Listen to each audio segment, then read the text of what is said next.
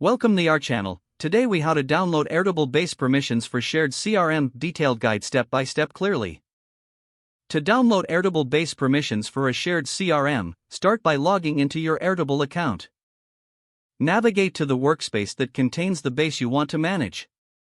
Click on the specific base to open it. In the upper right corner, locate the Share button and click on it. A drop-down menu will appear displaying the sharing options. Find and select the Manage Permissions link from the menu. You will see a list of users who have access to the base, along with their permission levels. To download this information, take a screenshot or use a screen capturing tool.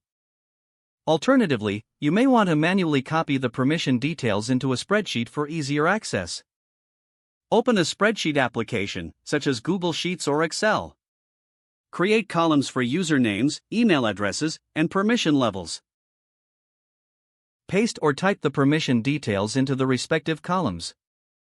Once completed, save the spreadsheet with an appropriate name for easy identification. For regular updates, consider repeating these steps as user permissions change. This will help you maintain an organized overview of your CRM's base permissions. Ensure you periodically review the permission levels for ongoing security and compliance. Now you have a clear record of the base permissions for your shared CRM in Airtable. If the page does not load, refresh the browser or try again in a private or incognito window. Make sure you are using the correct email address, then retype it carefully to avoid small typos.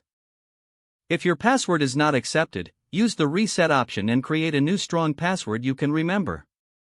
Check your spam folder for verification or security emails, then complete any requested confirmation steps. Enable two-factor authentication if available to improve account security and reduce unauthorized access risk. After signing in, review your profile details so your contact information and settings are accurate and current. If you see an error message, note it down and try again after restarting your device and internet connection. Log out when you finish, especially on shared devices, to keep your account and payment information secure. If the page does not load, refresh the browser or try again in a private or incognito window.